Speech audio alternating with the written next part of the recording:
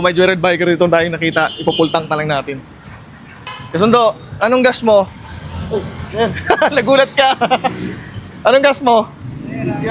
Ha? Magkano pinagas mo? 250. Ha? 250. 250. Ipultang mo na lang, sir. Ipultang mo na. Ano, nagulat ka. Ipultang, bigay mo na lang sa kanya yung pera. Para pangkain na lang din niya. Nagbayad ka na pala. Pultang ko na. Nagulat.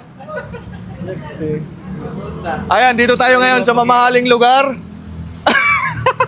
Pagpupultang tayo ngayon ng mga joyride biker na makikita natin dito na dumadaan, okay? Yung 250 mo kanina, pultang na kayo, hindi pa? Hindi pa, no? Ilan ba pultang nito? Sagad mo, alugin mo. Magkano yung gas dito? Magkano? Ha? 95? 95? Ah, yayamaning lugar talaga to.